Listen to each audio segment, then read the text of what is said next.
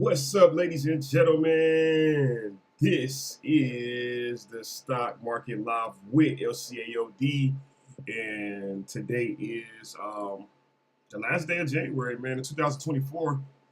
The year's going by pretty fast already. The market's been open all day. We're going through the halfway, kind of a half day monitoring the markets here today. We got a lot of stuff that's about to take place here, starting at 2 o'clock. You guys, so we're trying to move a little fast here. Definitely running, at a timely schedule here today. What we're going to end up doing is, I'm going to tell you guys now. We're going to monitor the market. We're going to see, the data that's out here. This FOMC is about to come out here in about 5 minutes. We're going to tune into that. The market's going to glitch. Be prepared for it. We don't know which direction it's going to glitch into, but it's about to move. So be prepared for it. The whole market is about to reset, all the money markets. So be prepared for it. And we're going to try to do a recap here at the end of it. We're going to just do a 2-for-1 deal. Since it's been a while, I'm going to try to do the stock market live because we are live right now. The market's open. And then we're going to try to do a recap after this live, after the market closes. So we'll be here. It's about 4 p.m., you guys. If you're just now tuning in, like I said, this is the stock market live with LCAOD, and this is live stock coverage from the stock and crypto market. These are live ideas of thoughts and study. This is not financial advice on this stream or with this company. So with that being said, ladies and gentlemen, this is the stock market live of this SPY, QQQ's DIA, IWM, VIX. We're looking at Caterpillar, Google, Tesla, and CELH. Celsius. I don't know how to really pronounce it, but it's an energy drink basically. So we're looking at all these companies, man. And we're going to see how they move here. And we're looking at the ETFs, like I said, because that's all the companies in one spot, QQQ's, DIA, IWM, and VIX. And we're going to give you lots of updates here, about what's been going on, what's been taking place, what's been happening. It's been a lot here. If you've been following along on my X account, LCAOD's X account, we've been giving out a lot of free game here. We've kind of been doing the recap through the X account.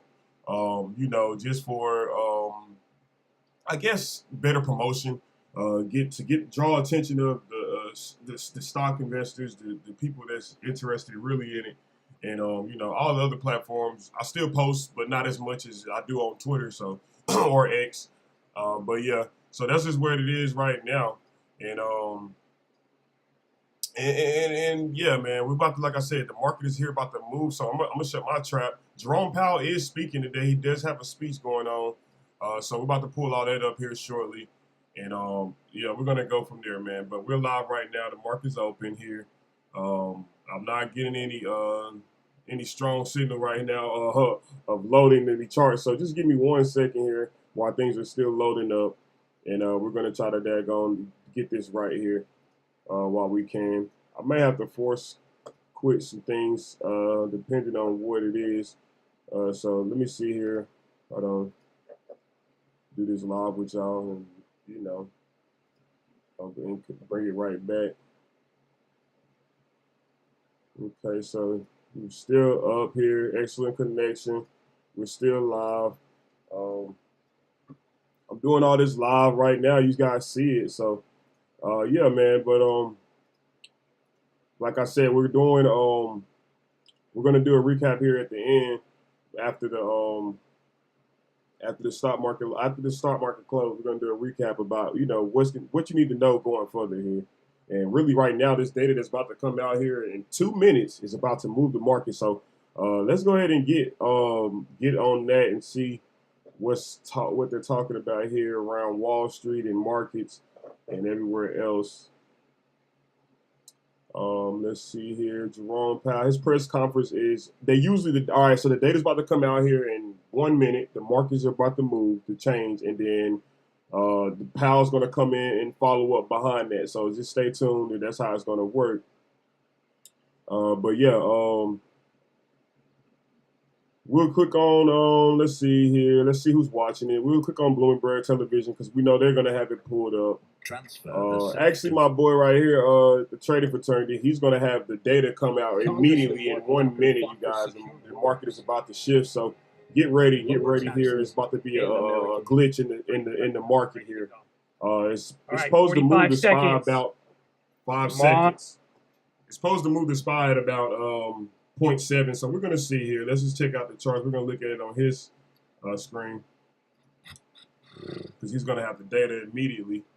30 seconds. 30 seconds. You hear him? It's getting intense. We'll pull up some charts here. So be on the Fed website, refresh. Again, I'll read you the comments as they come out. Fed minutes, and if all we got to do, additional policy firming. That one, more or less, that's going to just be the easy thing we want to look towards. So you don't have to waste too much time. Okay, 10 seconds. 10 seconds.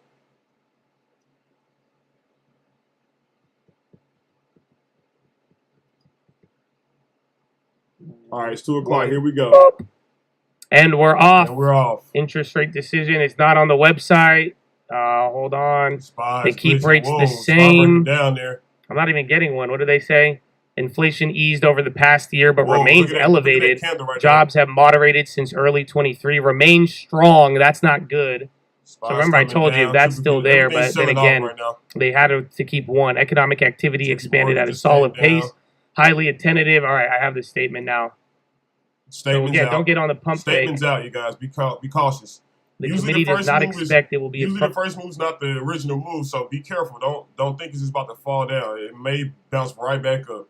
Monetary policy as appropriate if risks emerge that could impede the attainment of committee's goals. The committee will take into account a wide range of information of labor market conditions, and that's kind of double-edged, but they changed it.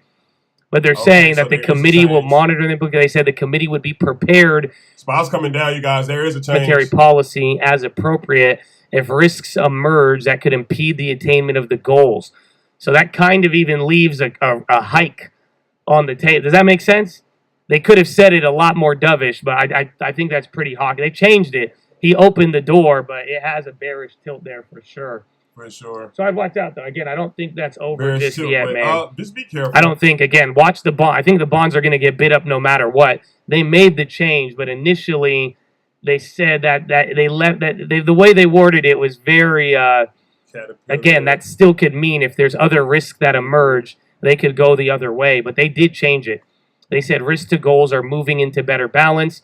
Economic outlook uncertainty remains highly attentive to inflation risk. They don't see cuts until more confident inflation nearing 2. Reserve leaves key overnight policy range at 5.2.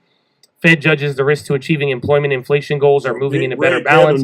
Says they do not expect it will be appropriate to reduce rates until there's greater confidence inflation is moving sustainably towards 2%. Fed to consider any adjustments to interest rates. Market may not be like that. Speech is all that matters. That was slightly hawkish, though. I would give it a slightly hawkish tilt. But then again, you got what you wanted, but it kind of, it sounds kind of aggressive. Yeah. For the most part. It does. They're coming down here. Celsius. So I'm going to be eyeing bonds. Give it like 15 minutes. Yeah, wait till you get Timmer out. They keep the statement language on inflation remaining elevated. So that one's not good. Again, labor, I don't like the labor market strong. Said they're not confident. Again, that was a hawkish read for sure. But then again, that statement change was good. Do you see what I'm saying? Yeah, the statement changing is everything else. So he's saying the statement changing is good.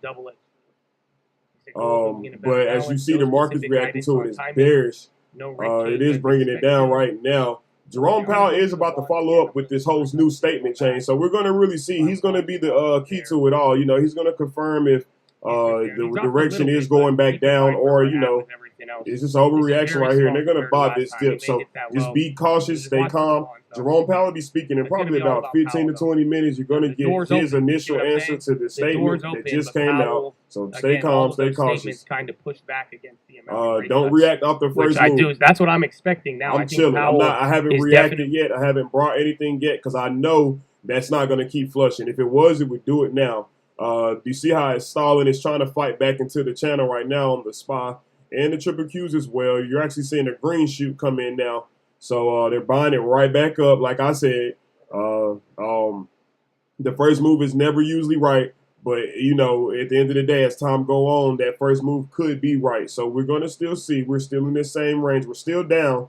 But it did just bounce up a little bit. It's not flushing. It's not a bottom right now. It's a little elevated still. Powell comes on in 30 minutes now. Boom. Powell comes on in 30 minutes. There's a confirmation with him. I'm gonna turn Burr off. That's his channel right there. Shout out to the trading fraternity, man. Them guys over there, they getting money just like we is, but they understand what's going on, man, just like we do. Um, you know. So yeah, man, we're just gonna wait on Powell now. At this point, the moment of truth is with Powell, whatever he's about to say. It do looks like we got a White House briefing going on right now. Secretary Karen, she's speaking. So let's see what she's saying because she's definitely moving the needle right now as well. Again, a lot of stuff is happening right now, you guys. I know I just tuned in to it a short period of time, but that's why I'm going to do a recap after the market close at 4, and we're going to go over what's happening. And it is a bunch of earnings still continuing to take place, so we're going to be watching those too as well. But I'm going to be quiet right here. Let's let the secretary speak, and they're going to be asking her questions, and let's see what they're talking about here, because this pertains to what Powell is about to say in 30 minutes. And two, why is from what you're saying, he's inviting him. Yeah, he is. I mean, I'm assuming he wants him to come if he's inviting him. Why is he also at the same time? Have you guys gotten a sense? And does it matter to President Biden that he's at one end, he's sort of, I don't know, dunking on him while also calling him to come and visit, from what you're saying? Look, the invite came from the mayor and other folks on the ground. So I think that's important, right? The mayor obviously wants the president of the United States to be there. The president has always said he is a president for folks who live in red states, folks who live in blue states. Doesn't matter if you're in rural America, urban, suburban, he is a president for all. And so let's just never forget that. And I also want to take a step back. Look, the mayor is allowed to say whatever he wants to say, but he also invited the president, this current president, to come. Look, this is, if you think about what happened in East Palestine on day one, within hours of the derailment, we were on the ground at the president's direction within hours. And he sent personnel there. This is the president. Sent personnel there. EPA, DOT, FEMA, HHS have all been on the ground to support the community. Okay, y'all pay attention to the market. You see it's kind of like bouncing back up from that first sell-off at it's about 6 minutes ago, but it's not fully recovered yet, but it's there. Could be a short of, resistance right here. This could be a real move. We're going to see. A natural disaster, obviously. The president says this all the time. He is there for that community for as long as it takes. And he's proved... SPY coming back down, so there is resistance right there at the bottom channel of VWAP. We're going to find the day that works best for the folks on the ground. He always said that when the time was right, it was the most helpful for him to be there, he was going to be there. Just very quick. SPY's flushing now. Looks like we're about to get a new low here. This might be the real move, you guys, but just keep in mind, Powell is not here yet. He's going to be the determination of whether you keep seeing red or you're going to just see this get recovered quickly. We may keep continue seeing red here with the Fed today, you guys. I don't know. It's possible. 2 months now. I see y'all in the comment section.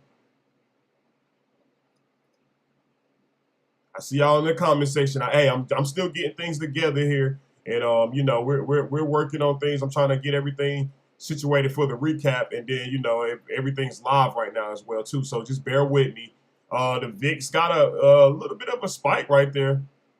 The VIX kind of got a spike right there, but it did come back down. But the VIX is still up here, so be cautious of that. VIX is up 5% today, so be cautious of that. VIX up, market down, so be cautious of that. Dollar's up too as well today, so to be cautious of that. Oil look like it's down today, so be cautious of that. SPY is hanging on by the thread right now, though. Considering where it's been all day. Started here. And I'm going to be quiet. I'm gonna let her talk. I'm just showing you guys what's going on. Started here today. Now we're here. Actually here. So, been selling all day. We're either going to pop back up here, you guys, to VWAP 487 quickly. Or this thing is coming down here about 484. So, just be on the lookout for that. Because that's what everybody's anticipating right now on the SPY. Triple Qs, I would just be saying the same thing. They're either going to recapture that 422 level or they're coming back down here about 416 on the triple Qs. So either way it goes, you guys, the market is about to make a move here when Jerome Powell starts speaking. So stay calm. Stay cool, stay collect. I'm gonna be quiet, let her talk. Faith. But we're also going to call out House Republicans, and we're going to and in regular contact with Muslim and Arab members, Americans, leaders in Michigan and across the country. His family's okay. Get some water. Concerned for him. Look, the president's going to continues to believe that Israel has a right to defend himself. They have a right to defend itself as long as they continue. It is done in accordance of international humanitarian law. So we will continue to have those conversations with them. At the same time, he is heartbroken by the suffering of innocent Palestinians. That is,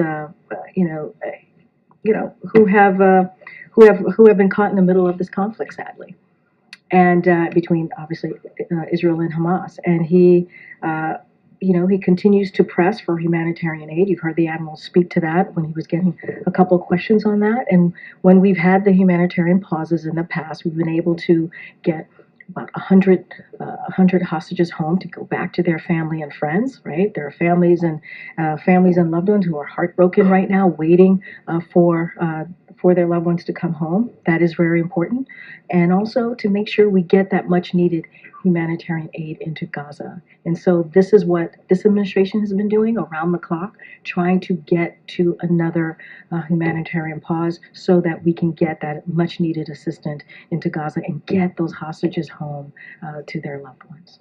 Green, is the White House open to a separate bill that funds Israel and Ukraine and tabling the current supplemental package as some Senate Republicans are discussing? What we want, and to answer that question very straightforward, is we want the national security supplemental to be passed. That's what we want. As you know, we introduced that in October. I've said this very, very often when the president asks for a supplemental bill, it is because it is an emergency request. This is an emergency request that we believe is important for our national security, hence the name of the supplemental, for not just for around the world, but for us here, for Americans here in this country. And so we are going to be very focused on getting that done. We appreciate the conversations that's happening on border security in the Senate, both Republicans and Democrats, but we want to see the national security supplemental bill move forward as it stands, as it is all together. I understand that's your preference, obviously, but is the White House open to a separate bill that just deals with Ukraine and Israel? That's not the discussion we're having. That's not what we're looking for. That's not what we're moving towards for. That is not the discussions that we're having. That is not what we want to see. We want to see we want to see that national security supplemental move forward. That is what we're working towards. Just to clarify, when you just said that's not the discussion that we're having, do you mean that the White House has not been engaged with Senate leaders, Senate Republicans in particular, about that idea, which is being discussed right now? So what we are focused on, the answer is we're focused on getting the national security supplemental move forward as is, in the way that the president requested it. In that bill, there's different components of different. Yes, I'm still here live with you guys. I see what's going on. Excuse my background noise. Yeah, man, I see what's going on. As you see, the market it sold off a little bit, but it's still choppy. It wasn't a huge sell-off. Like I said, the market is waiting on Powell and the rest of this speech. So just stay calm, and Powell's going to give us our confirmation. That's one of the reasons we're having these really important bipartisan conversation in the Senate to see what we can do with the border security, but we want that national security supplemental to move forward. That's what we want. We want that request to move forward. Okay. Thanks, Corinne. Boeing CEO said today that the company caused the problems with the 737 MAX and needed to return focus to safety. Obviously, in addition to the administration's role on ensuring air safety, the government is one of Boeing's biggest customers. So are you guys confident that the leadership at Boeing can execute that pivot back to safety? Look, So we do got some breaking news. They're quoting, you see, S&P 500 retreats as Fed says it's not quite ready to cut rates. So that was the change in the FOMC minutes. Fed says it's not quite ready to cut rates. Obviously, markets in the red, everybody for that, and the VIX is up. Be cautious right now. Clear about. I can't speak to. Obviously, there's an investigation going on. They're looking into it. I'm going to let that investigation go forth. I don't want to get ahead of that, but obviously we're concerned. Obviously we're concerned. We want to put American safety. We put American safety first. That's what FAA does. But I'm not going to get into the leadership of Boeing. I'm not going to get into specifics of that. FAA has acted. They've taken action, and we're going to let that process move forward. In addition to Max, the Osprey, which is made by Boeing, is under review. I was just wondering if you had any update on the review there. So we don't have any updates for you at this time, Justin. What I can say is that the Department of Defense is better to answer those specifics as it relates to the Ospreys. So one last one. A judge in Delaware yesterday ruled that Elon Musk's pay package at Tesla was excessive. Elon then tweeted that the company should incorporate the president's home state. So I'm wondering if you had any reaction to the ruling, but barring that, thoughts on Delaware's corporate governance and legal system that you might want to share. So I'm going to be really careful. I'm not going to get into a private company's legal cases. Look, this ruling, and I'll just add a finer point, this ruling doesn't involve this administration at all. It just doesn't. So I really don't have anything more to share from here. Nancy. Thanks, Green. There's some big protests planned tonight in Dearborn, Michigan, on the eve of the president's visit to Michigan tomorrow. Arab Americans protesting the administration's handling of the war between Israel and Hamas. Does the president have any plans to meet with any Arab American community leaders when he's in Michigan tomorrow? So, as I stated, this is a political event. The campaign certainly can speak to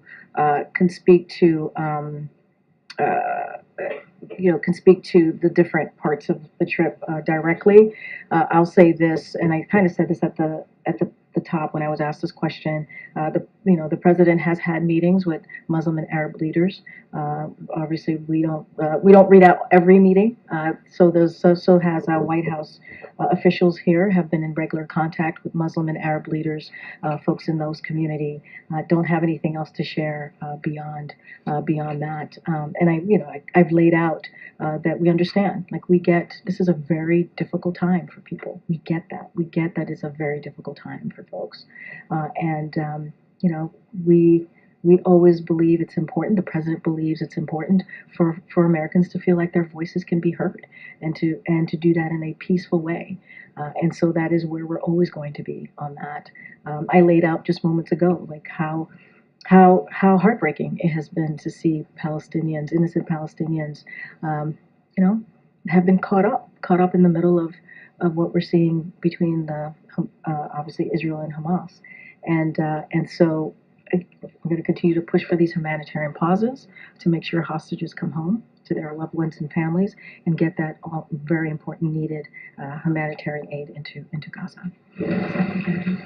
Does the president believe he may alienate Arab Americans with his policy?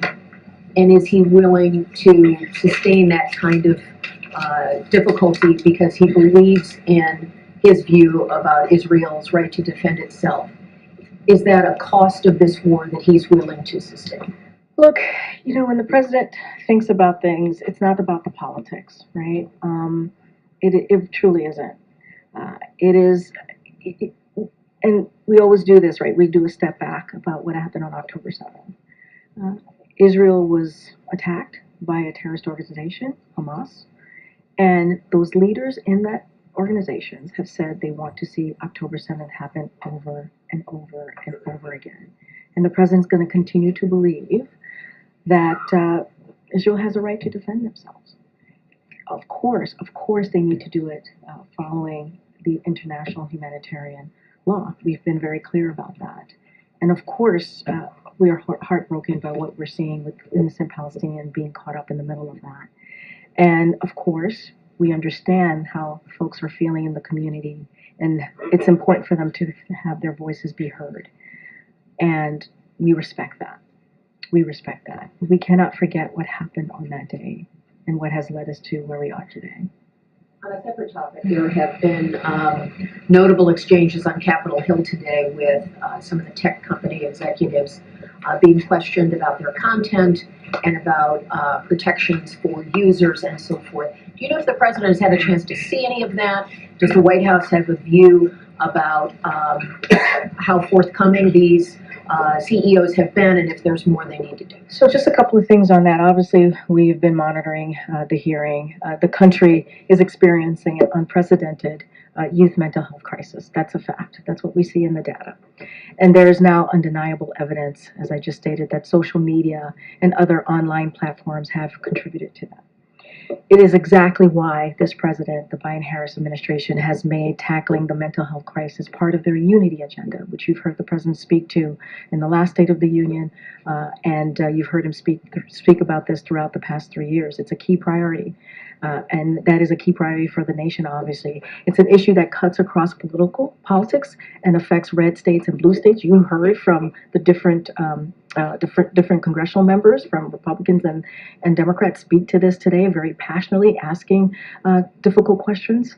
And it's why this administration has invested historic resources and launched new tools to ensure the safety of Americans here. So we know there's a lot more work to be done. The work is far from over. This administration is going to remain to be committed to providing Americans with the support and the resources needed as we're dealing with this crisis right now. Okay. Following up on that, Senator Lindsey Graham said specifically to the CEOs, you have blood on your hands, you have a product that is killing people. Is that the view of this administration? Look, I'm not gonna let the senator obviously speak to him for himself. What I can state is that. So as you see what's going on, yeah, that spot creeping on down, ain't it? And the triple Qs as well. They're below the channel, you guys, so be very cautious here.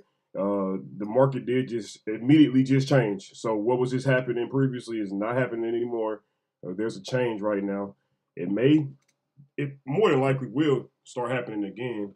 Just not right now, if that makes sense, because there's a reset. So we're gonna see here. The market's about to flush either, or it's gonna just probably go right back up to where it started at the beginning of the day. So that's what's going on, you guys, by the end of the week now. And we got a lot of data too, so with all this data that's going on, see it's a war, they're talking about people got blood on their hands. It's getting critical, basically. Market's starting to react, investors starting to take their money, things are starting to settle. We're going into a new month. It's just a lot going on right now.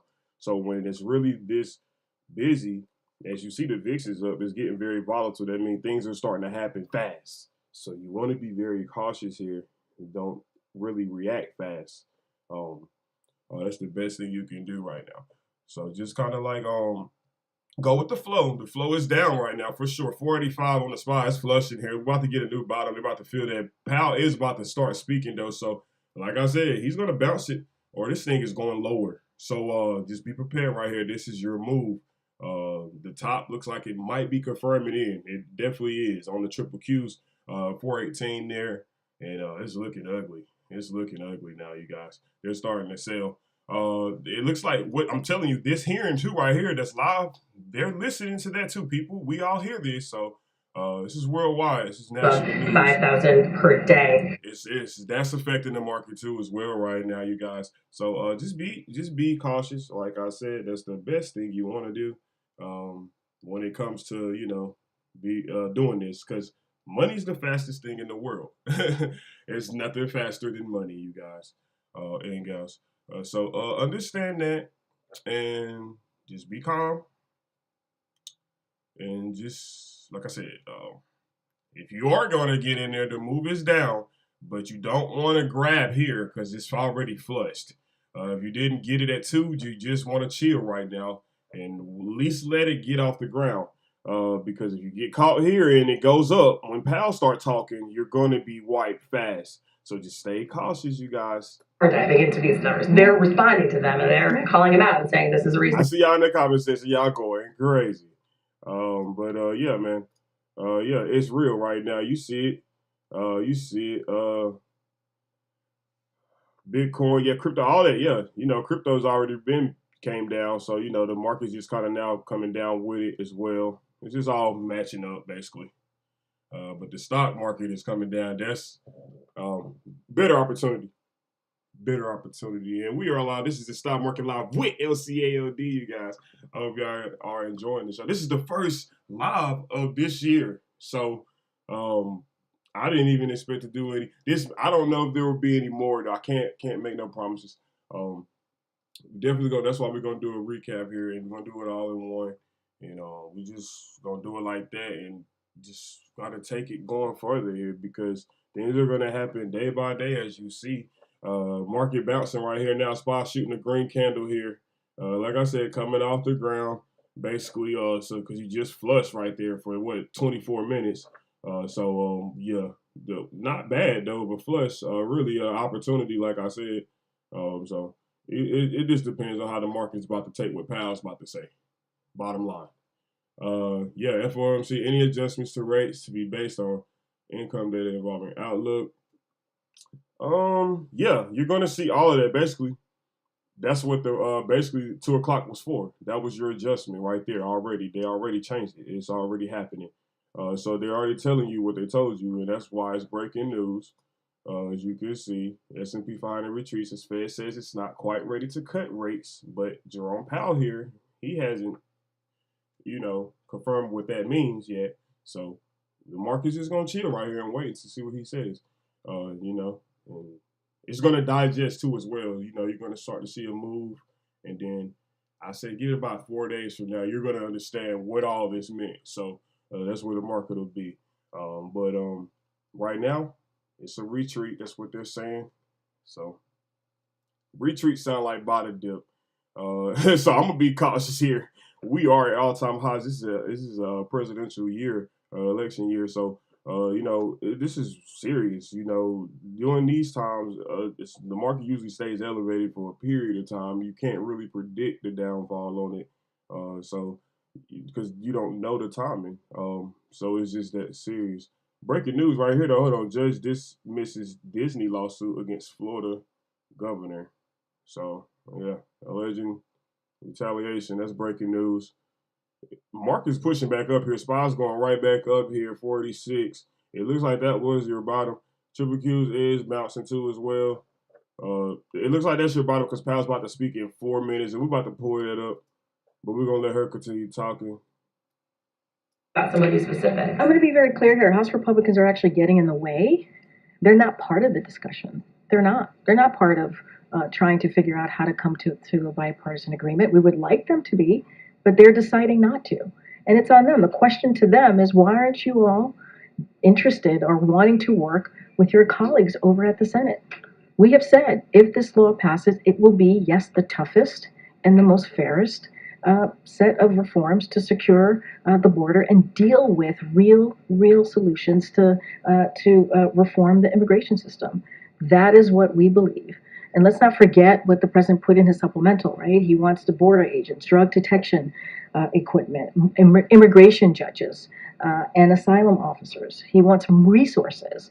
And so that's what the president is looking toward to do in the supplemental. He laid it out very clearly. The House Republicans are, they're flip-flopping on this. They're truly flip-flopping on this issue. Okay, Jared. Is there a timeline or deadline for these talks, or are you happy to just have them be open-ended as long as it takes? Well, we think it's moving in the right direction. We think it's happening in good faith. We appreciate the conversations that are happening on the Senate more specifically, and we want this to move as quickly as possible, obviously. Yeah. Do we want it to happen today? Did we want it to happen 2 weeks ago? Obviously, yes, but we want to give them the space to do this. This is an issue that we have been dealing with for decades, even in the last administration, obviously, for decades. And so now we're at a moment where we can come to a bipartisan agreement, where this is happening in the Senate. And so we think that's a good thing. As you heard me call out House Republicans, because it's important to do.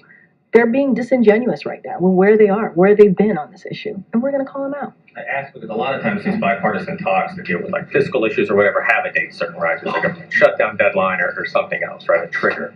That is not so there's not like a date circled on I the don't have a calendar. timeline for you, Jared. I don't. We want to get this done, obviously, as soon as possible. Let's not forget, I talked about 3 years, more than 3 years ago, more than 1,000 days ago, we put forward, the president, his very first piece of comprehensive legislation was to deal with immigration.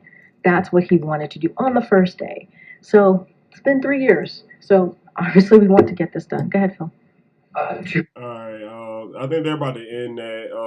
She knows it. Powell's about to speak, so we're about to pull Jerome Powell up, and then yeah, now it's go time. We're gonna see what he's saying here.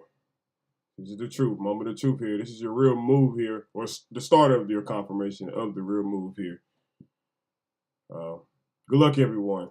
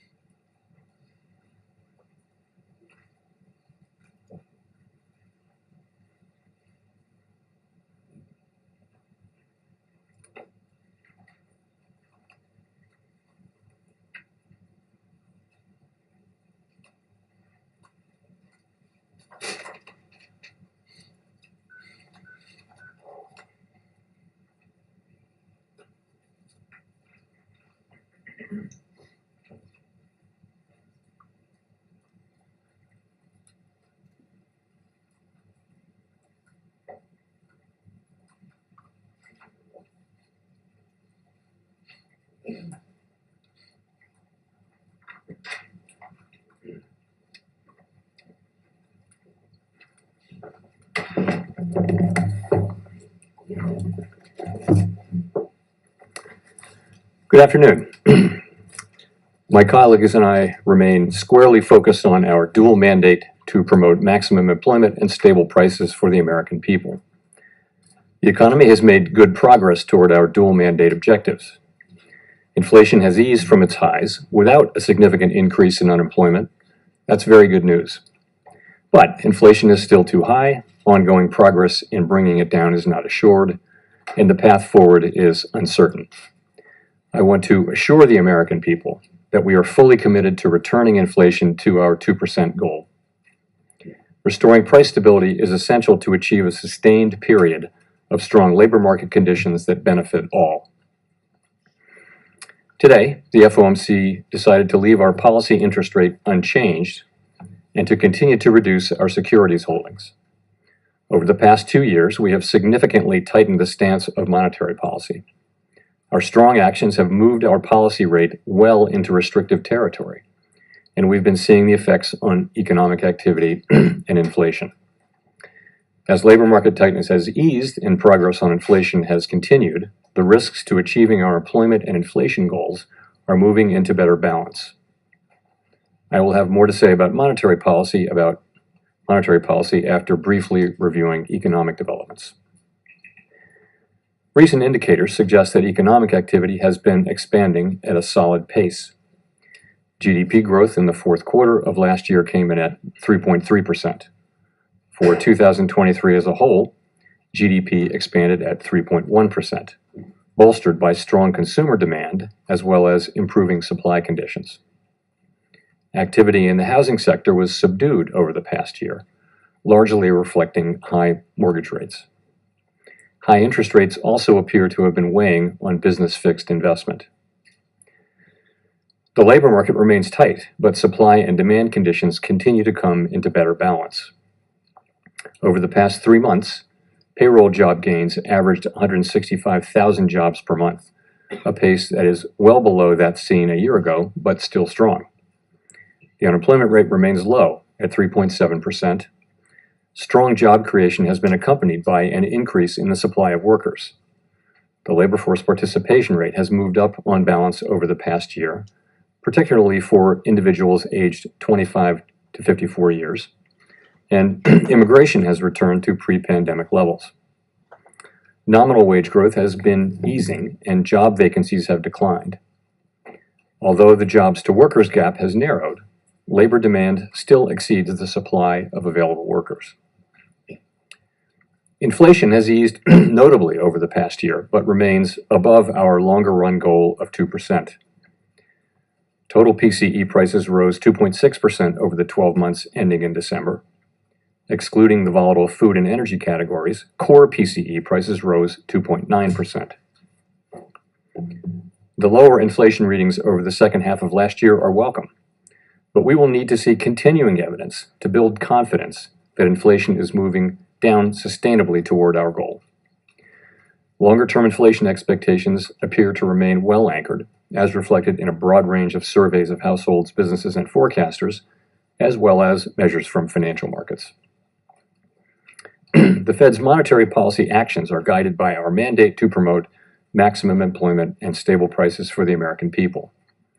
My colleagues and I are acutely aware that high inflation imposes significant hardship as it erodes purchasing power, especially for those least able to meet the higher costs of essentials like food, housing, and transportation. We're highly attentive to the risks that high inflation poses to both sides of our mandate, and we're strongly committed to returning inflation to our 2% objective. Over the past 2 years, we have raised our policy rate by 5.25 percentage points, and we've decreased our securities holdings by more than $1.3 trillion.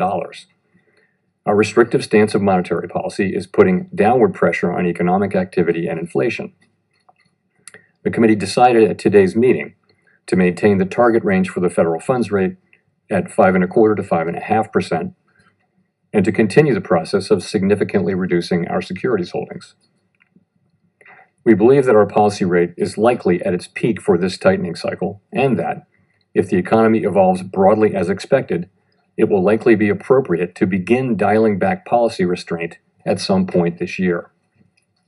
But the economy has surprised forecasters in many ways since the pandemic, and ongoing progress toward our 2% inflation objective is not assured. The economic outlook is uncertain, and we remain highly attentive to inflation risks. We are prepared to maintain the current target range for the federal funds rate for longer, if appropriate. As labor market tightness has eased and progress on inflation has continued, the risks to achieving our employment and inflation goals are moving into better balance. We know that reducing policy restraint too soon or too much could result in a reversal of the progress we've seen on inflation and ultimately require even tighter policy to get inflation back to 2%. At the same time, reducing policy restraint too late or too little could unduly weaken economic activity and employment. In considering any adjustments to the target range for the federal funds rate, the committee will carefully assess the incoming data, the evolving outlook, and the balance of risks. The committee does not expect that it will be appropriate to reduce the target range until it has gained greater confidence that inflation is moving sustainably toward 2%. We will continue to make our decisions meeting by meeting. We remain committed to bringing inflation back down to our 2% goal and to keeping longer-term inflation expectations well anchored. Restoring price stability is essential to set the stage for achieving maximum employment and stable prices over the longer run. To conclude, we understand that our actions affect communities, families, and businesses across the country. Everything we do is in service to our public mission. We at the Fed will do everything we can to achieve our maximum employment and price stability goals. Thank you. I look forward to our questions.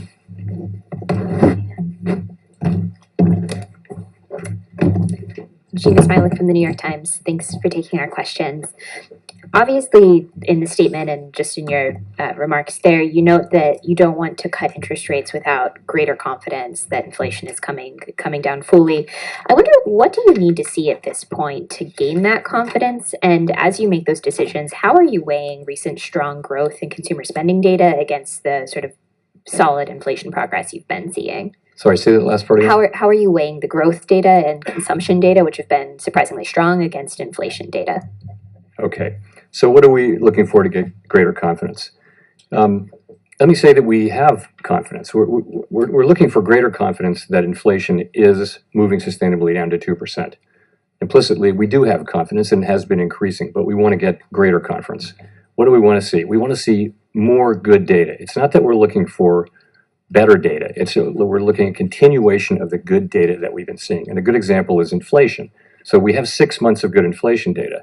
The question really is, that 6 months of good inflation data, is it sending us a true signal that we are in fact on a path, a sustainable path down to 2% inflation? That's the question. And the answer will come from some more data that's also good data. It's not that the 6 month data isn't low enough. It is. It's just a question of, can we take that with confidence that we're moving sustainably down to 2%? That's really what we're thinking about. In terms of growth, we've had strong growth.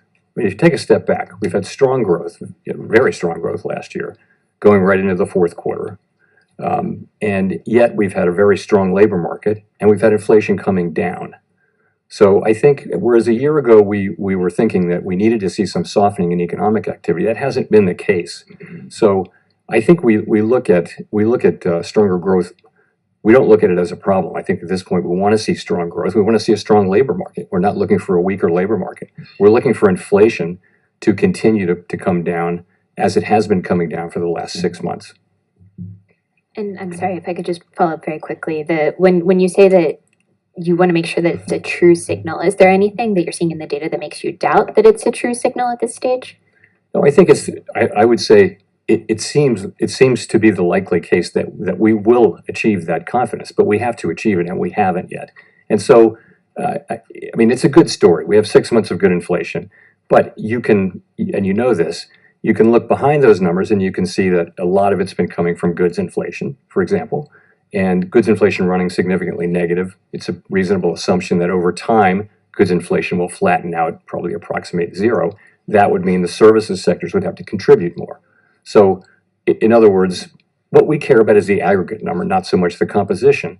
But we just need to see more. That's where we are as a committee. We need to see more evidence that sort of confirms what we think we're seeing, and that tells us that we are on, gives us confidence that we're on a path to a sustainable path down to 2% inflation.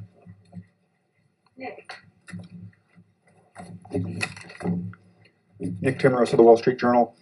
Chair Powell, it seems to me you raised rates rapidly over the last 2 years for two reasons. One was the risk of a wage price spiral. Two, there were risks of inflation expectations becoming unanchored. This morning's ECI report for the fourth quarter shows private sector payroll growth running at a sub 4% pace. Inflation expectations are very close to where they were before the inflation emergency of the last 3 years. And given that you appear to have substantially cut off these two tail risks, and that you've judged here today current policy is well into restrictive territory, what good reason is there to keep policy rates above 5%? Are you really going to learn more waiting 6 weeks versus 3 months from now that you have avoided those two risks? So, as you know, almost every participant on the committee does believe that it will be appropriate to reduce rates. And for partly for the reasons that you say, you know, we feel like inflation is coming down, growth has been strong, the labor market is strong. What we're trying to do is identify a place where we're really confident about inflation getting back down to 2%, so that we can then begin the process of dialing back the restrictive level. So overall, I think people do believe, and as you know, the median participant wrote down 3 rate cuts this year. But I think to get to that place where we feel comfortable starting the process, we need some confirmation that inflation is in fact coming down sustainably to 2%. If I could ask differently, if you hold rates high as inflation moderates, as it has been, target rates will exceed the prescriptions of the Taylor rule or experience. What would be the reasoning for holding rates higher than the levels recommended by those rules in the current instance? Well, I think, as you know, we consult a range of Taylor rules and non-Taylor kind of rules. We consult them regularly. They're in our teal book, and they're in all the materials that we look at. But you know, I don't think we've ever been at a place where we were setting policy by them. And they're, depending on the rule, it will tell you different things. There are many different formulations. Another way to think about it is implicitly is so. In theory, of course, real rates go up if holding all else equal as inflation comes down. But that doesn't mean we can mechanically adjust policy as real rates, as inflation comes down. It doesn't mean that at all, because for one thing, we don't know. We look at more than just the Fed funds rate. We look at broadly financial conditions. But in addition, we don't know with great confidence where the neutral rate of interest is at any given time. But that also doesn't mean that we wait around for to see the economy turn down, because that would be too late. So we're really in a risk management mode of managing the risk, as I mentioned in my opening remarks, managing the risk that we move too soon and move too late. And I think to move, which is where almost everyone on the committee is in favor of moving rates down this year. But the timing of that is going to be linked to our gaining confidence that inflation is on a sustainable path down to 2%. Hi, thanks, Chair Bell. I'd like you to key in on the use of the word in the statement that inflation still remains elevated. You've pledged to cut rates before inflation reached 2%. So that implies that there's some sort of intermediate step here on inflation, and that a cut would be consequent with a change in the statement language that inflation remains elevated. What's the step down from there? Yeah, I don't know that we worked out the particular statement language and that kind of thing. I would just say, if you look at where 12-month inflation is, and it's still well above core is 2.9%, for example, 12 months, which is way down from where it was. Very, very positive development, very fast decline, and the case is likely that it will continue to come down. So that's where it is. But we're wanting to see more data. So if I could follow up on that, the statement allows that you want greater confidence on inflation falling before you cut, but it doesn't mention the other side of the mandate, a slide in employment. Would a slide in employment also bring you to the point of cutting rates? Yes. So let me say that we're not looking for that. It's not something we're looking for. But yes, if you think about, in the base case, the economy is performing well, the labor market remains strong. If we saw an unexpected weakening certainly in the labor market, that would certainly weigh on cutting sooner. Absolutely. And if we saw inflation being stickier or higher or those sorts of things, would argue for moving later. In the base case, though, where the economy is healthy and we have ongoing growth, solid growth, we have a strong labor market, we have inflation coming down. That's what people are writing their SEP around. And in that case, what we're saying is, based on that, we think we can and should take advantage of that and be careful as we approach that question of when to begin to dial back restriction.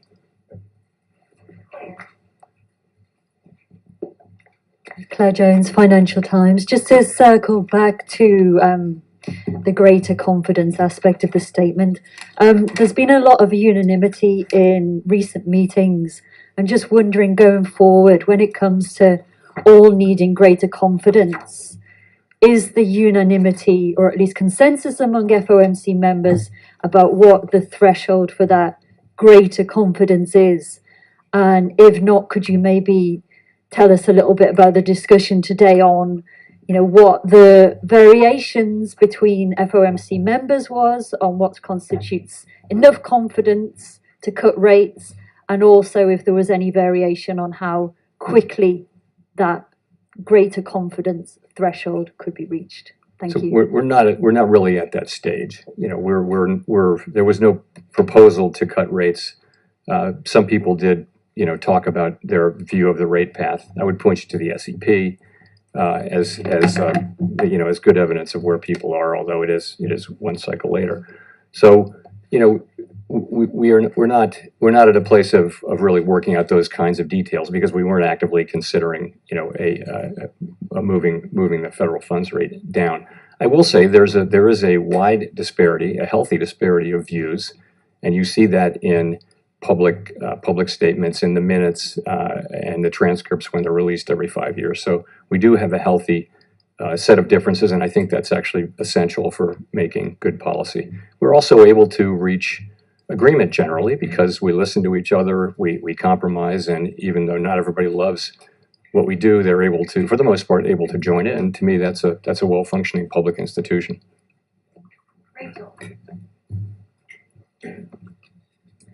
Hi, Chair Powell, Rachel Siegel from the Washington Post. Thanks for taking our questions. So over the past few years, there have been all these real-time indicators that helped us gain a sharper understanding of where the economy was, like open table data or office attendance. You've talked about vacancies in the past. And I'm wondering at the start of this year, what might be on that dashboard for you that's giving you the clearest picture of the economy, including on rents, if you could touch on that. Including? Rent costs. Yeah. Well, so we're not, it's not the pandemic, so we can actually rely on more traditional forms. People are working, they're getting wages, and the economy is largely reopened and is broadly normalizing, as you see.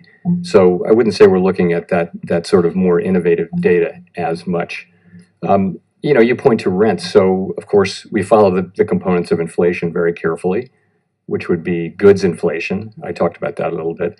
You mentioned housing inflation, so the question is, when will these lower market rents find their way into measured rents as measured in PCE inflation? And we think that's coming, and we know it's coming. It's just a question of when and how big it'll be. So, but that's in everyone's forecast, I would say.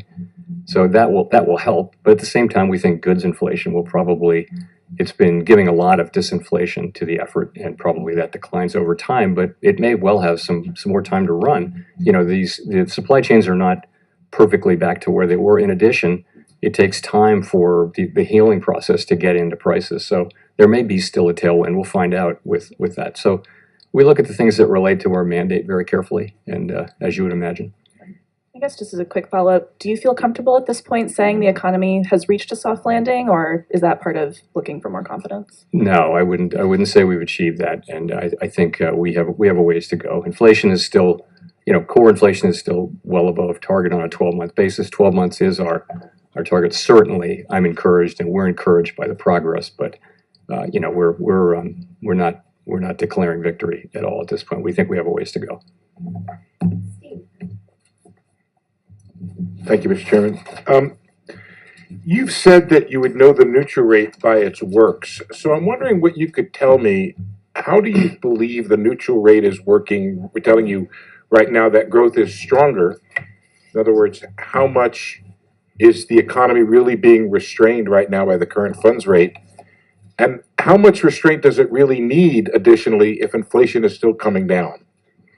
So I think you do see in the interest sensitive parts of the economy, you do see, for example, housing, you see the effects, you do. Your second question, though, really, I think is important, and that is a lot of this has come through, a lot of the disinflationary process has come through the healing of supply chains and also of the labor market. So you've seen that other set of factors is really different from other cycles and has brought that, working with tighter policy, which has enabled the supply side to recover, I think is that mixture has been behind what has enabled this. So no, we really do think that we're having an effect broadly across the economy. I would point to the interest sensitive parts of the economy as well as spending generally. But it's a joint story. It's a complicated story. But how much restraint are you actually imparting to the economy, would you say, relative to the neutral rate? So I think it's of course that it's not something you can identify with any precision. But if a standard approach would be to take the nominal rate, 5.3%, let's say, and subtract sort of a forward measure of inflation. If you do that, and there are many ways to calculate the neutral rate, but that's one I like to do. And you're going to get to something that is materially above mainstream estimates of neutrality, of the neutral rate. You will, but at the same time, you look at the economy and you say, this is an economy that grew 3.1% last year. And you say, what does that tell you about the neutral rate? What's happening, though, is the supply side has been recovering in the middle of this. So that won't go on forever. So a lot of the growth we're seeing it isn't just a tug of war between interest rates and demand. You're getting, more activity because of labor market healing and supply chains healing. So I think the question is, when that peters out, I think the restriction will show up probably more sharply. Thank you. Sorry. Thanks for taking the question, Mr. Chairman. You mentioned earlier we're not seeking a weaker labor market. I think you said. Can you talk a little bit more about that? Do you think the labor market now is back to quote unquote normal, and that we can achieve the inflation target without wage gains coming back down to what they were pre-pandemic? Even with today's ECI levels, they were still above those pre-pandemic levels. I think the labor market by many measures is at or nearing normal, but not totally back to normal. And you pointed to one or more of them. So I think, job openings are not quite back to where they were. Wages, or wage increases rather, are not quite back to where they would need to be in the longer run. I would look at it this way though. The economy is broadly normalizing, and so is the labor market. And that process will probably take some time. So wage setting is something that happens. It's probably will take a couple of years to get all the way back, and that's okay. That's okay. But we do see. You saw today's ECI reading. The evidence is that that wage increases are still at a healthy level, very healthy level, but they're gradually moving back to levels that would be more associated, given assumptions about productivity, are more typically associated with 2% inflation. It's an ongoing process, a healthy one, and I think we're moving in the right direction. So that process can continue without a weakening of the labor market, basically, you're saying? Well, I think the labor market is, I don't know if it's rebalancing. Clearly, there was a fairly severe imbalance between demand for workers and supply at the beginning of the pandemic. So we lost several million workers at the beginning of the pandemic from people dropping out of the labor force. And then when the economy reopened, you remember 2021, you had a severe labor shortage, and it was everywhere. The panic on the part of businesses couldn't find people. So what's happened is we expected the labor market to come back quickly, and it didn't. And 2022 was a disappointing year. And, we were kind of thinking, well, maybe we won't get it back. And then 2023, we did, as you know. So labor force participation came back strongly in 23, and so did immigration. Immigration came to a halt during the pandemic. So those two forces have significantly lowered the temperature in the labor market to what is still a very strong labor market. It's still a good labor market for wages and for finding a job, but it's getting back into balance, and that's what we want to see. And one great way to look at that is what's happening with wage increases, and you see it now across the major things that we track. It isn't every quarter, but overall, there's a clear trend, still at high levels, but back down to what would be consistent with where we were before the pandemic and with 2% inflation. Hi, Chris Rugaber at Associated Press. Thank you. I wanted to follow up on Rich's question. It sounded like you suggested that you're not worried about faster growth so much. So wanted to see if you're seeing anything that suggests that inflation could reaccelerate from here. And it sounds like you're saying you're not worried that solid growth from here on out poses any risk to inflation. Thank you. No, I think that is a risk. The risk that inflation would reaccelerate. I think the greater risk is that it would stabilize at a level meaningfully above 2%. That's to me more likely. Of course, if inflation were to surprise by moving back up, we would have to respond to that, and that would be a surprise at this point. But I have to tell you, that's why we keep our options open here, and why we're not rushing. So I think both of those are risks, but I think the more likely risk is the one that I mentioned, which is you've had 6 good months, very good months, but what's really going to shake out here? What will, when we look back, what will we see? Will inflation have dipped and then come back up? Are the last 6 months flattered by factors that are one-off factors that won't repeat themselves? We don't think so. That's not what we think, but that's the question we are asking. We have to ask, and we want to get comfort on that. And just one quick follow-up. Governor Waller had mentioned the revisions that are coming on February 9th for the CPI data. Is that something you're watching as well? And if we see those revisions fairly minor, is that going to give you more confidence where things are going? We'll just have to see. Yeah, we'll look at those. Last year was a surprise.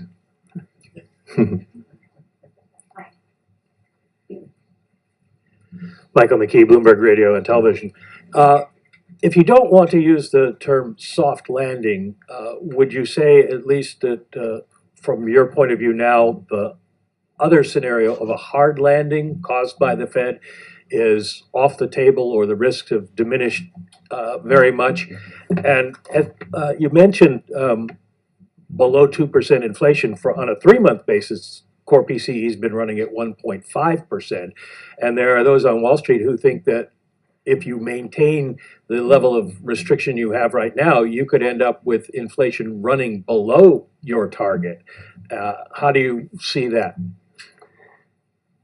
So your first question, how to describe where we are. So I guess I would just say this. Executive summary would be that growth is solid to strong over the course of last year.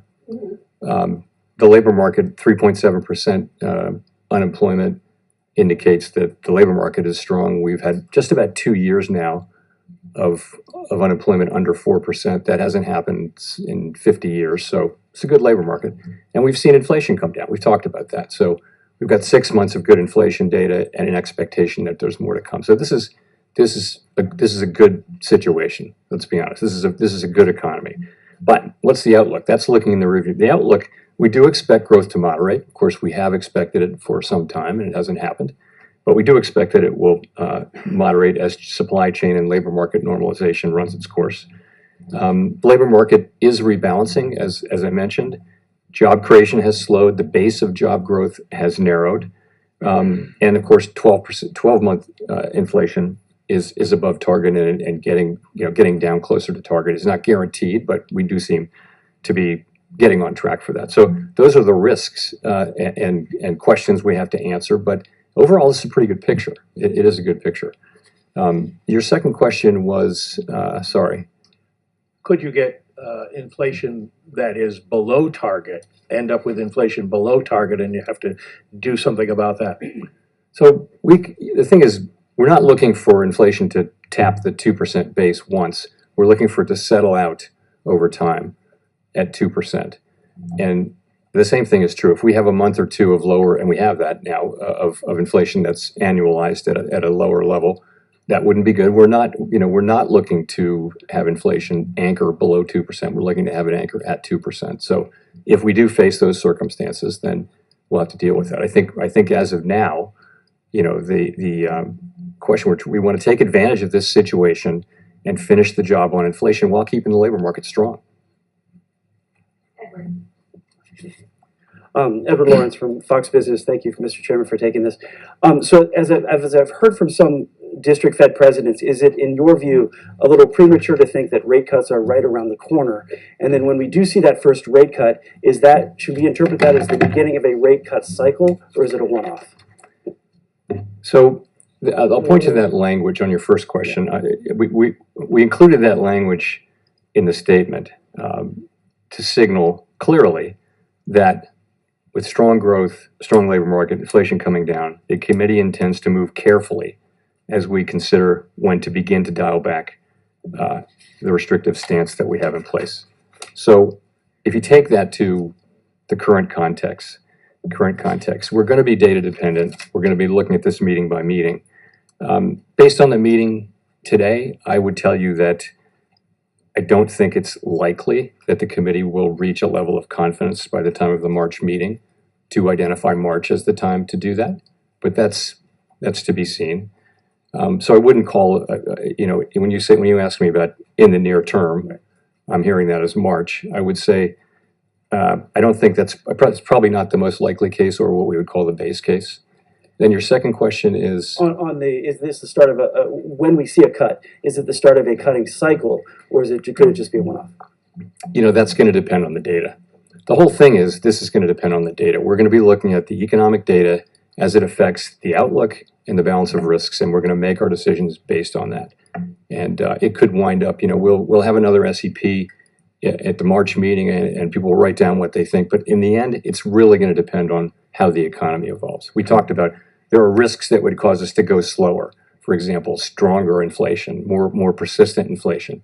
There are risks that would cause us to, or if they happened, that would cause us to go faster and sooner, and that would be a weakening in the labor market, or for that matter, very, very persuasive lower inflation. Those are the kinds of things. So we're just going to be reacting to the data. That's really the only way we can do this.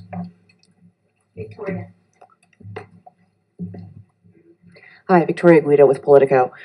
Could you talk a little bit more about productivity growth? You've mentioned multiple times about, the level of wage growth that's consistent with 2% inflation. We've obviously seen, you were talking about ECI this morning, in which it's cooled a little bit, but still sort of above what you wanted to see. Growth has been very strong. How much of those numbers do you attribute to productivity? And do you see that productivity as sort of just temporary because of the factors, the labor and supply chain factors you were talking about, or do you think that productivity growth will fade over time? So this is a really interesting question, and I think my own view is, I think if you look back to the pandemic, you saw a spike in productivity as workers were laid off and activity didn't decline as fast. And then you saw a deep trough of productivity.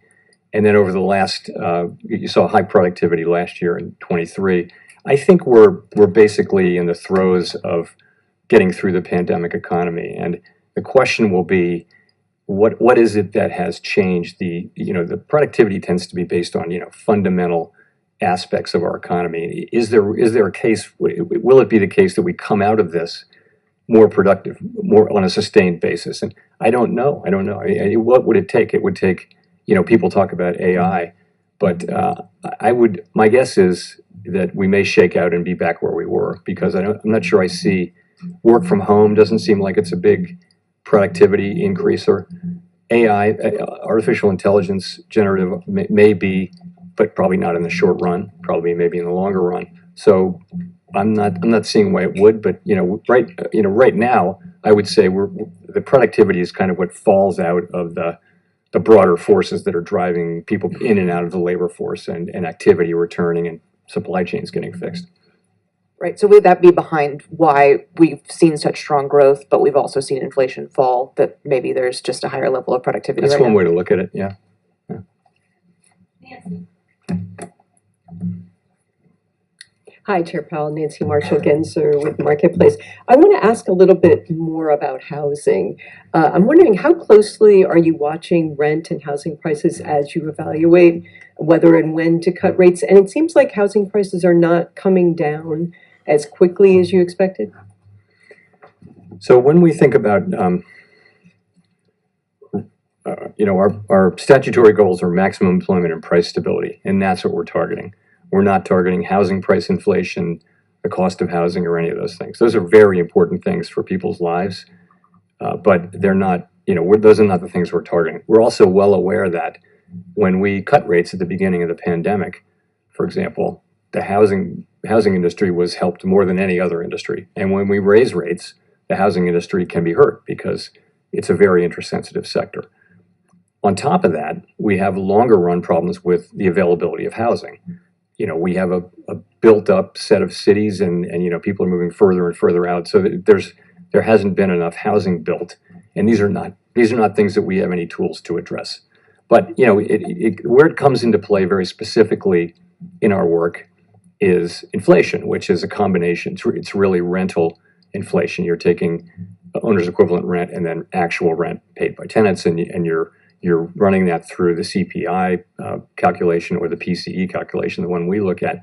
And what that's telling you is that market rents are increasing at a much lower rate or even being flat, and that will show up in inflation over time. It has to, as long as that remains the case. So. And just real quick, what is your response to the letter that was sent to you by some members of Congress asking the Fed to lower interest rates to make housing more affordable? My response is what I started with, which is that our job, the job Congress has given us, is price stability and maximum employment. Price stability is absolutely essential for people's lives, most importantly mostly for people at the lower end of the income spectrum who are living at the edges, at the margins. And so for someone like that, high inflation in the necessities of life, right away you're in trouble. Whereas even middle class people have some scope to absorb higher costs. So we have to it's our job. It's what society has asked us to do is to get inflation down, and the tools that we use to do it are interest rates. So that's how we think about that. Courtney Brown from Axios. Can you give us some insight into whether the committee discussed the possibility of slowing balance sheet runoff in the months ahead? Yes. So I would start by saying that balance sheet runoff so far has gone very well. And as the process has continued, we're getting to that time where questions are beginning to come into greater focus about the pace of runoff and all that. So at this meeting, we did have some discussion of the balance sheet, and we're planning to begin in-depth discussions of balance sheet issues at our next meeting in March. So those questions are all coming into scope now, and we're focusing on them. But we're at the beginning of that process, I would say. Quick follow-up, is it the case that the Fed would decide to lower rates and make adjustments to the balance sheet runoff in tandem? Yes, we do. We see those as independent tools, and so they don't. For example, if you're normalizing policy, you might be reducing rates but continuing to run off the balance sheet. In both cases, that's normalization. But from a strict monetary policy standpoint, you could say we're loosening and one with tightening. So that could happen. It's not something we're planning or thinking about, but right now we're thinking about getting to a place where we're going to see the balance sheet runoff to continue. We're watching it carefully, and as I said, we'll be looking into that as a committee starting in March. Thanks. Simon Urbanovich with The Economist. Thank you, Chair Powell. You've mentioned 6 good months of inflation data, but that not being enough to build up confidence. Based on your previous response that your base case is you probably wouldn't start easing yet in March, the implication is that 8 good months might not be enough either. Roughly how many months do you think you might need of good inflation data to be confident? Yeah, I'm not in a position to put a number on it. I'm just going to say it's not that we don't have any confidence. We have growing confidence, but not to the point where we feel like it's a highly consequential decision to start the process of dialing back on restriction, and we want to get that right. And we feel like the strong economy, strong labor market, inflation coming down, it gives us the ability to do that. We think that's the best way we can serve the public, because ultimately we've made a lot of progress on inflation. We just want to make sure that we do get the job done in a sustainable way. That's how we're thinking about it. In terms of when that'll be, that'll all come out of our communications, and we won't keep that a secret.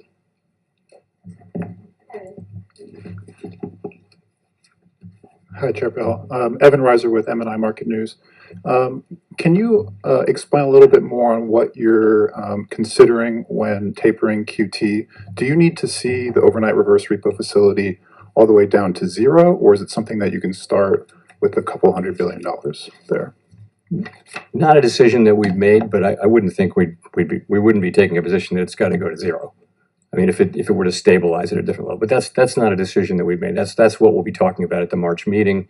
A whole range of issues will be briefed up, and the committee will get into all of the issues that will be arising over the course of the next, let's say, year or so.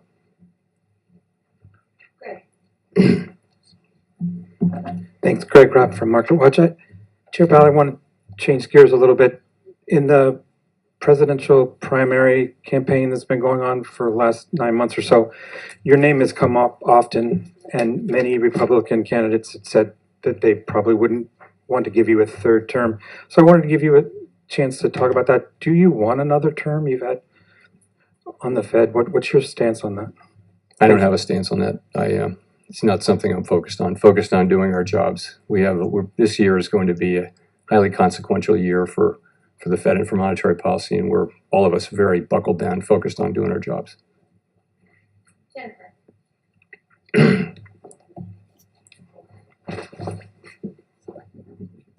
Thank you, Chair Powell. Jennifer Schonberger with Yahoo Finance. As you mentioned, core PCE has been running at 1.9% over the past 6 months, and you guys are actually expecting core inflation higher this year at 2.4% compared to that 6-month measure. Given that forecast and that the median is for 3 rate cuts this year, what happens if inflation stays where it's been over the last 6 months for the next 6 months?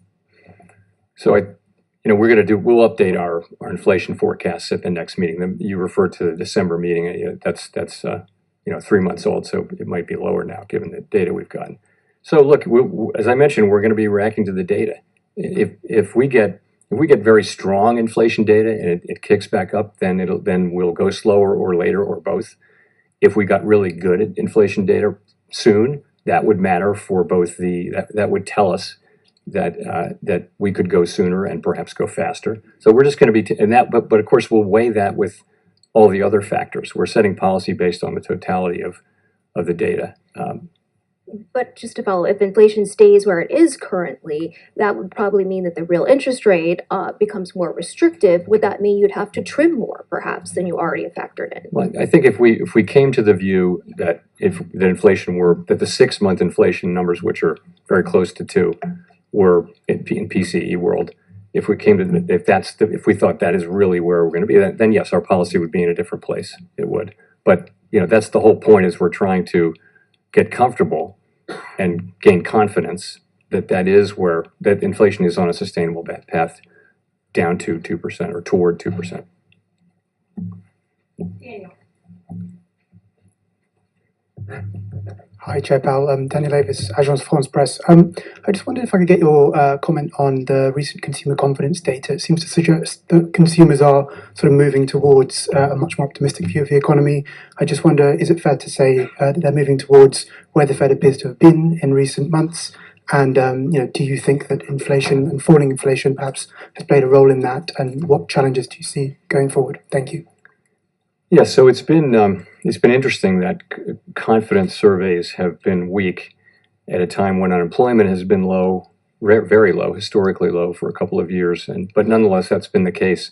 And we've asked ourselves why that is, and one obvious answer, we don't pretend to have perfect wisdom on this, but one obvious answer is that the price level is high. So prices went up much more than 2% per year for a couple of years, and people are going to the store and they're paying much more for the basics of life than they were 2 years ago, 3 years ago, and they're not happy about it. And it's fine that inflation's coming down, but the prices they're paying are still high. So that is what that has to be some part of why people are unhappy, and they're right to be unhappy. This is why we need to keep price stability. It's why we need to do our jobs, is so that people don't have to deal with things like this.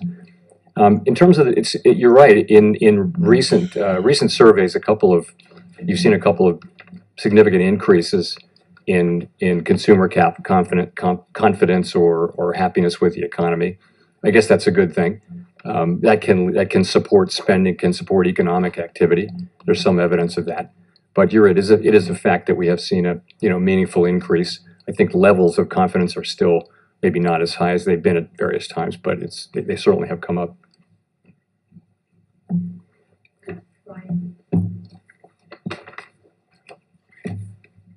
Thank you for taking our questions. Brian Menestein in business.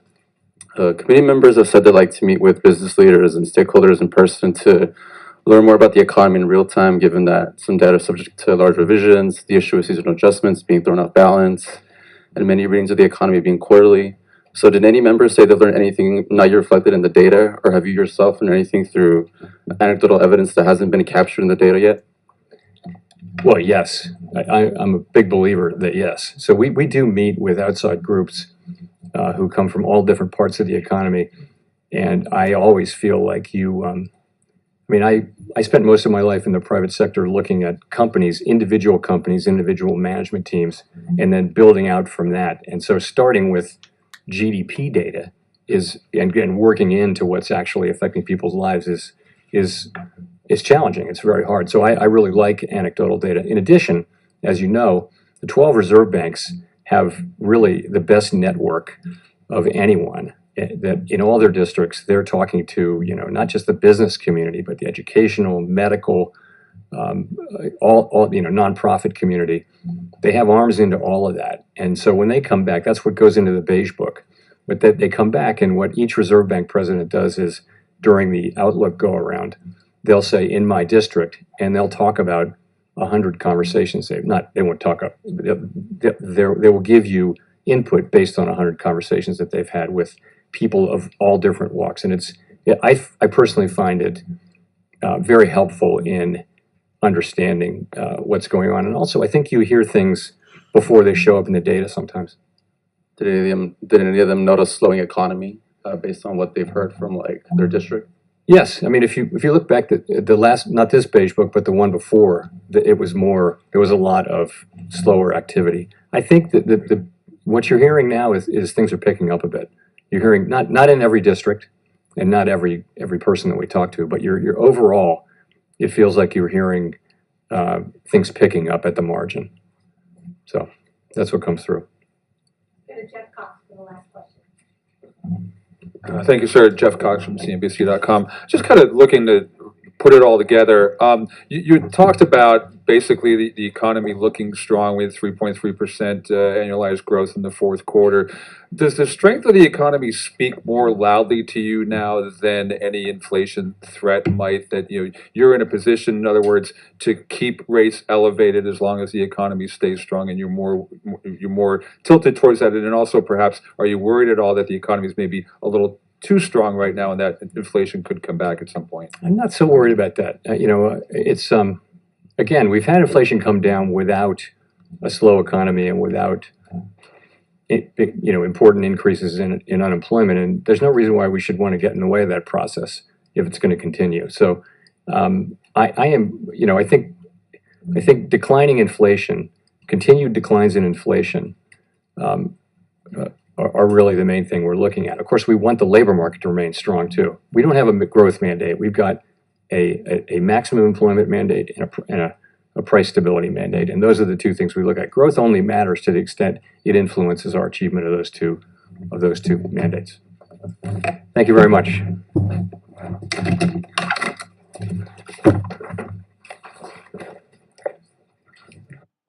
So, there you have it. That's by, as I said before this live started. What's crazy is, if you don't worship money, this what that move wouldn't. It doesn't matter. Who cares? It looks like they're gonna try to, stall it here. It's over with. That's the move for the day. Now, going on, what time gonna be is like, it's gonna be crazy now, because you really just can't have no emotions involved.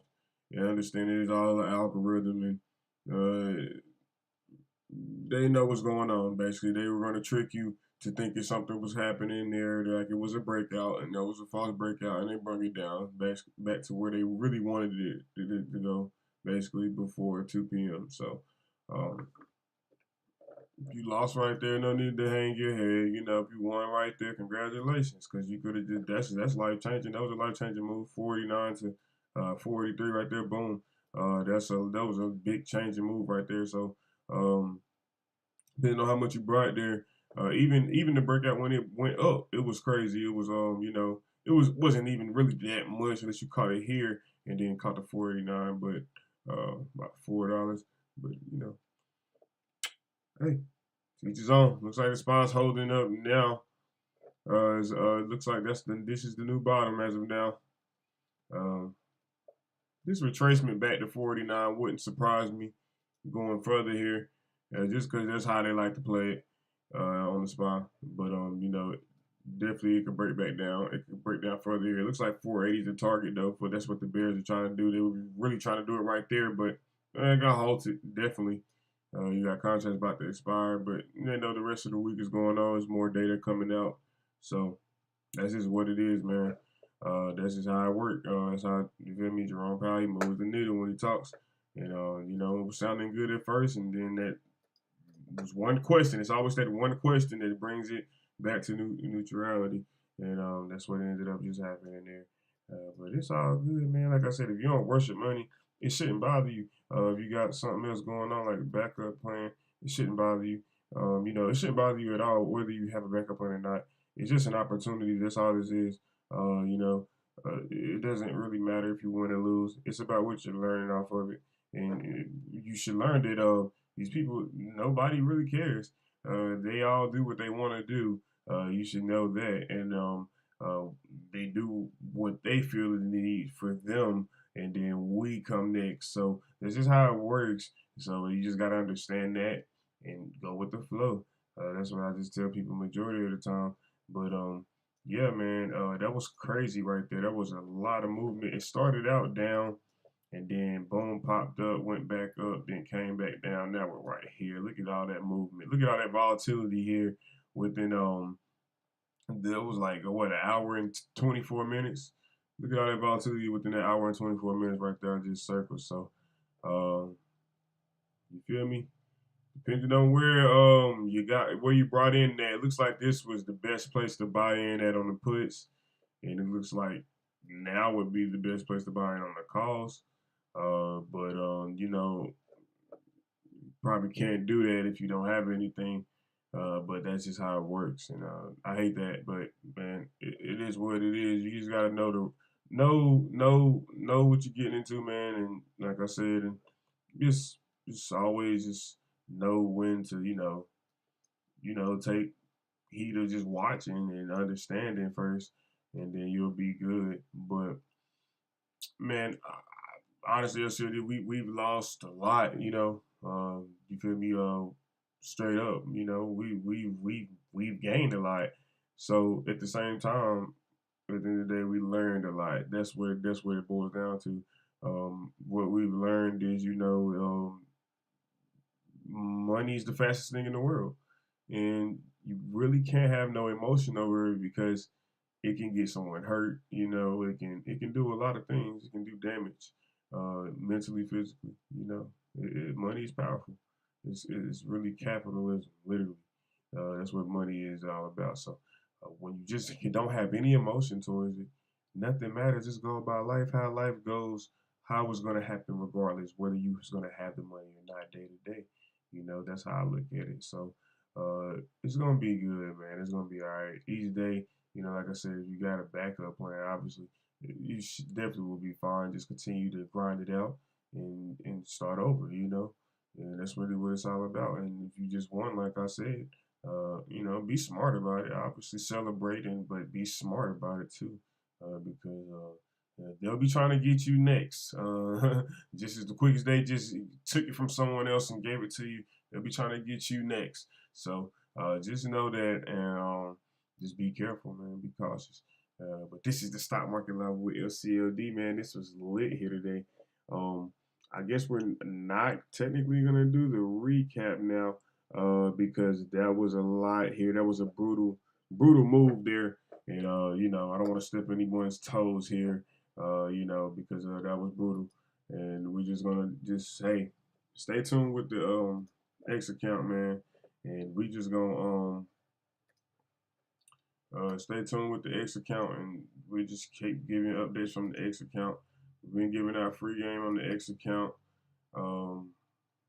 really for about quite a while now. This happened yesterday. So let's give you the update from yesterday. We just be just calling out stuff. That we know. That's what they're saying here. These corporations and these big companies. They'll only raise prices if they think the demand is reasonable. We all know that now. You feel me? So it's just this account just gives you updates. So like I said, what's going on? It's really like a recap page for LCAOD. So make sure y'all go follow that on X. But we really already had called the move here. If you look here at the chart, remember I said bulls win, history changing at this point, prepare for higher prices. I said this before it happened, and it really happened here. The spies were way past. This was at 475. So if you didn't buy in at 475, you're really buying really extremely high right now. You know what I'm saying? And see, the market just came back to what, that 484 zone, 43 zone here, because they know they were way overextended and it was just too high, and they just bring it down right here.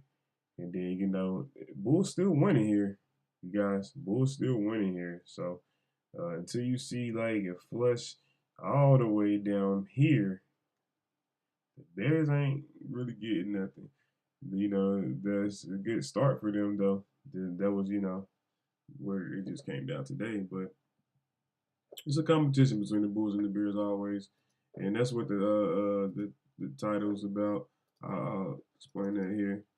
It's always going to be a battle between the Bulls and the Bears, man. You know, Bulls basically in the market. The Bull investors basically just they want the market up one direction. They like it that way. That's just how they expect it to be. The Bears, they like it down. That's one way they like it. That's how they expect it to be. That's comfortable for them to invest. So that's why they call it Bears, because Bears like it down, Bulls like it up. That's what that means. And you know, the Bears are saying, you know, just due to warm weather coming up here and storage and EU demand reduction, oversupply, free port LNG shut off. It's just a bunch of stuff that's been happening. Um, that's what the Bears are going off of, though, saying why they think the market is going to be down here going into the spring and the summer. And, you know, so be careful because, you know, it could really be coming down here. We could be topped out after that move, especially that just happened. That was a key signal right there. You could be topped out right there because, like I said,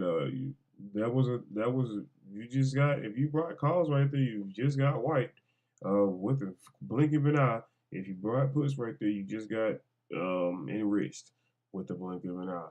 So that's what happened right there. There was a trade for a trade, and you know, as right now the Bears got a lot of momentum, but we're still bullish, man. Still in the bull market, still high. Everything still under the bull control. If that makes sense. But Bears just got that was the start of some momentum right there. It was. But Bulls, like I said, you know, they're saying LNG will be reopening. Norris Storm blow up, reduction in drilling, China demand, short covering. They're just saying, you know, people shorting the market, you know, gonna have to cover eventually. And China demand, you feel me? They're saying China's really at a discount. So it's like to each his own with it.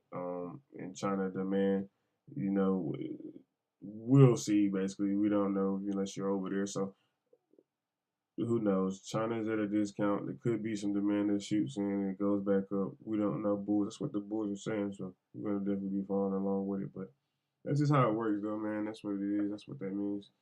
That's what the cover art means. But it is 3:31, man. I think we're gonna wrap it up early here today too, because that was, like I said, that was crazy here, y'all. That was wild. It's really like I don't even see too many people in the chat. Let me see. Hold up. Well, the chat is still jumping. Yeah, it's dropping still. Yep. People still in there. So, but the main chat is on my phone. I don't see anybody in it anymore. So we may just end it here, you guys. But that was wild here. What a day. Dow falls 200 points after Powell signals Fed may not cut a March meeting. So Powell did it again, you guys. He brought the market down. Sometimes he pushed the market up. Sometimes, most of the time, he bring it down. So we'll see what happens going further, you guys. But we're probably about to just wrap it up right here for real. Y'all enjoy the rest of y'all day, man. Y'all evening, and the closing bell is approaching at 4 p.m. So you got about, you're gonna make a move on something. You got about 30 minutes left, 28 minutes left. So, but if not, hold it right now. Sitting in cash, is running out of space. So don't do it for too long. But you know you can do it. It's always the safest thing to do. But at the end of the day, it's looking like people are getting out of cash and it's starting to signal what they want to do that makes sense with their money.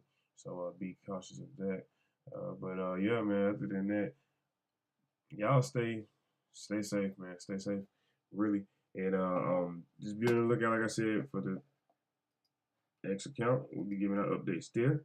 This right here was just a stock market live. Ended up being, I was gonna do the recap, but that was a crazy move. Y'all just gonna have to watch this stock market live as a recap at this point because that was wild.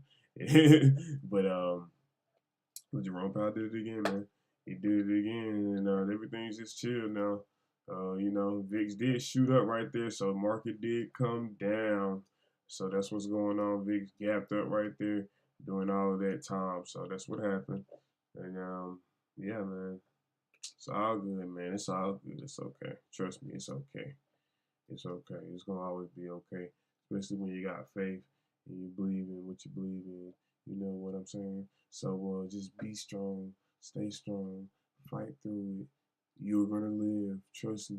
Don't let the money control you. Don't let these people manipulate you. I know prices are high. I know things are hard, but just please understand it's gonna get better. You gotta be righteous. It's gonna be alright. You're gonna do what you're gonna have to do when it's time to do it. And what you wanna do is gonna be what you waited for. So keep that in mind. And don't give up ever. Keep going even when you fail. Keep going even when you succeed. You're gonna wanna do that, trust me, because in the end, there's gonna be nothing that can tell you that you don't know anything because you'll know it all. So just remember that, ladies and gentlemen, this was the Stock Market Live with LCAOD. I will see y'all when I see y'all, but stay updated on this account right here, LCAOD Cash on X. Peace.